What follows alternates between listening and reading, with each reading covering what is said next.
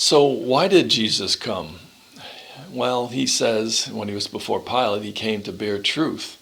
And yet Paul explains in more detail of why he came and a particular time that he came. Let's look at Galatians chapter 4, verses 4 and 5. But when the fullness of time was come, a particular time in eternity, God sent forth his Son, made of a woman, made under the law. Made under the law. People miss that. Verse 5, to redeem them that were under the law, that we might receive the adoption of sons. Do you see it? Jesus came, he was under the law, and he came to redeem those who were under the law. Well, the Gentiles were not under the law, never were under the law, as far as the law of Moses. It wasn't until Jesus saved the Apostle Paul on the road to Damascus. You know, Paul at that point in time, he wasn't going and looking to be saved. He didn't get water baptized to be saved. He didn't do a bunch of things to be saved. But he acknowledged that Jesus Christ was who he said he was. And Jesus saved him by his grace. Faith, grace, and Jesus Christ. That's what the gospel is. So we find that Jesus saves the Apostle Paul, and by this starts the body of Christ. This wasn't known in the four Gospels. Matter of fact, the 12 apostles didn't believe the cross even after Jesus rose from the dead. You can read that in Mark chapter 16, verse 14.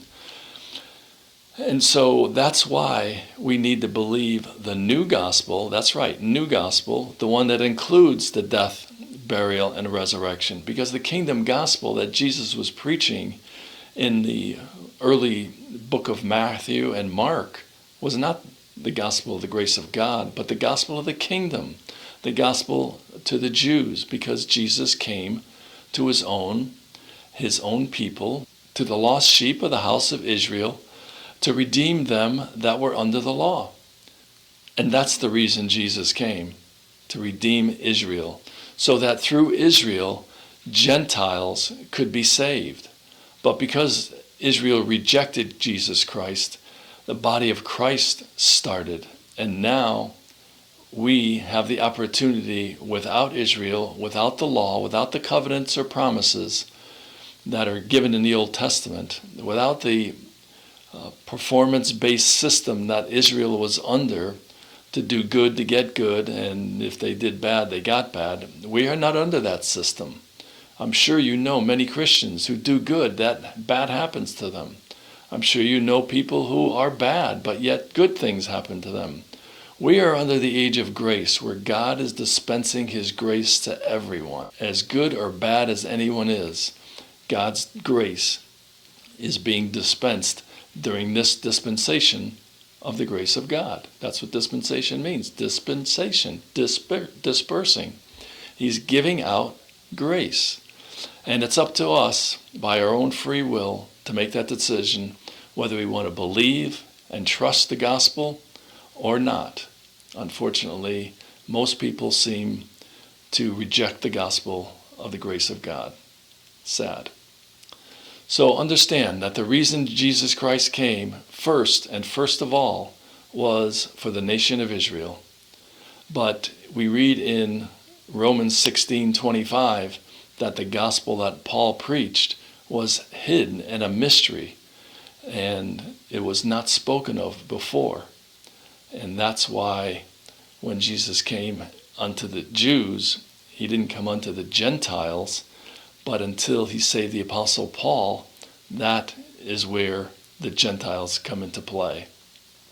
And now we can be saved through Christ, by grace, and through faith alone.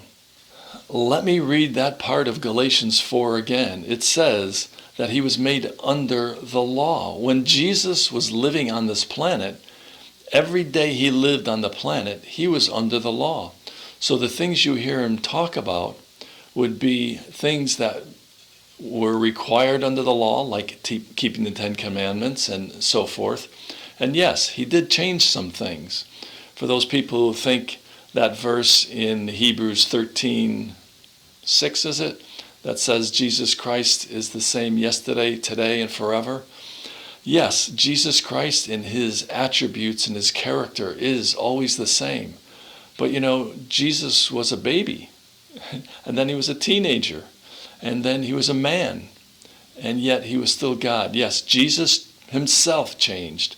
And also what changed was his dealings with man throughout eternity. Through Bible history, you find a different message going forth. Adam had a certain responsibility and instructions. So did Noah. So did Abraham. So did Moses. Those 4 people I just mentioned did not believe all of the same thing, but yet they all had faith in God, in the instructions that God gave them to believe and put their trust in what they were responsible for.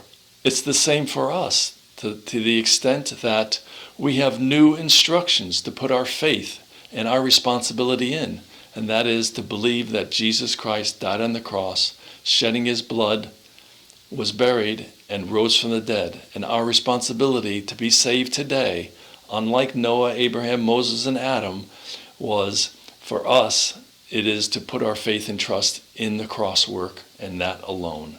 Nothing else saves us. Thanks for your time. You have a great day.